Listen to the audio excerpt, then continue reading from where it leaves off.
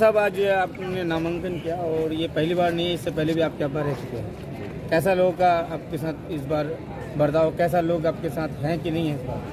देखिए, कोई भी प्रत्याशी या प्रतिनिधि जो चुना जाता है बार बार इसलिए चुना जाता है कि इससे लोग संतुष्ट होते हैं, इसी कारण में चुने जाते हैं। तो मेरे वालिद साहब मरहूम अमीनुद्दीन साहब जो हैं वो 3 टर्म लगातार जीते हैं और 3 टर्म में 12 साल के दरमियान ही उनका इंतकाल हो गया।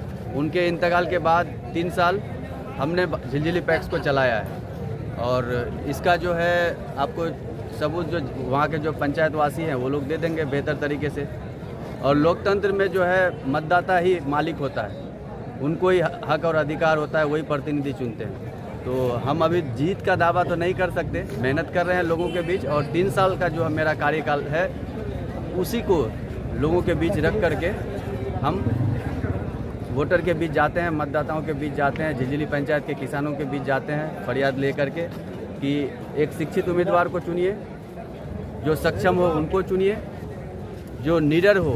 सिर्फ पैक्स का मामला नहीं है, सिर्फ पैक्स का मामला नहीं है, आप एक प्रतिनिधि चुनने जा रहे हैं और आपका पंचायत में कोई समस्या होता है, कोई मामला होता है तो कोई पदाधिकारी आ करके ऐसे प्रतिनिधि चुन के आते हैं कि उनको धमका के चले जाता है।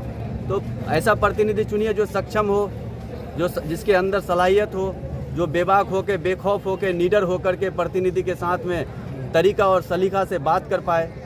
गरीबों और मजदूरों को जो किसी तरह की भी समस्या हो उनका समाधान निकाल पाए। तो इस तरह के प्रतिनिधि को चुनना चाहिए। सिर्फ झिलझिली का ही मसला नहीं कह रहे, पूरे प्रखंड में, पूरे जिले में, पूरे बिहार में, हर जगह ऐसे प्रतिनिधियों का चयन करना चाहिए। मैं मतदाताओं से यही अपील करूंगा। आसिफ इकबाल साहब, एक बात और की, आपके जो प्रतिनिधि उनका कहना है कि इन्होंने आज तक कहता है कि बनाया जी, उसके गोदाम नहीं बना, उसके लिए क्या कुछ कहेंगे? उसका क्या कुछ किए अब तक आप? देखिए, गोडाउन का जो मसला है, गोडाउन का पहले क्या था कि पहले 3 कट्ठा ज़मीन में 300 MT का गोडाउन निर्माण होता था जो विभाग के द्वारा की जाती थी। अब समस्या ये है कि 15 कट्ठा से 20 कट्ठा ज़मीन राज्यपाल के नाम से दान करना पड़ता है। सरकार गोडाउन निर्माण के लिए भूमि का पैसा नहीं देता है, भूमि जो है किसी से दान करना पड़ेगा। तो हमारे पंचायत अंतर्गत हमने 3 साल जो चलाया, इस 3 साल के दरमियान पूरी मेहनत से खोज-बीज किया है। तो सरकारी भूमि जहाँ भी मिला वहाँ नदी मिला, सही सड़क नहीं मिला, पक्की सड़क, तो विभाग को हम लिख करके दिए। वहाँ से जो है विभाग के तरफ से लेटर भी आया, वो जांच के लिए CO साहब गए, वो देखे कि नहीं, जो भूमि आप चयन किए हैं इस भूमि में हम गोडाउन निर्माण नहीं करा पाएंगे। हाँ, नदी के कारण वो उस ज़मीन को मतलब नहीं चुने। तो आपने ज़मीन अभी मुहैया कराया हुआ है? नहीं, अभी देखिए सरकारी भूमि मेरे वहाँ पर नहीं है। जो भी सरकारी भूमि है वहाँ जो जगह है वो नहीं हो बनने लायक नहीं है विभाग की तरफ। तो अगर अगला जो 5 साल आपको मेरा ये है कि इस बार अगर मुझे कामयाबी मिलती है, मैं 3 साल तो लोग जिम्मेदारी नहीं दिए, उसके बाद भी हमने चलाया है 3 साल। आपको पता होगा कि पूरे जिले में क्या पूरे बिहार में हर जो पैक्स चेयरमैन होते हैं वो धान सरकारी रेट के अलावा भी कुछ ना कुछ कमीशन देना पड़ता है। आप मेरे पंचायत में जाके पता कर लीजिए, जो भी किसान धान दिया है किसी से 1 रुपया मैं नहीं लिया हूँ। सरकारी रेट में उनके खाते में भुगतान किया हूँ और समय पर 1 से 2 दिन में, कभी भुगतान के लिए देरी नहीं हुआ, किसी से हमने कमीशन नहीं लिया।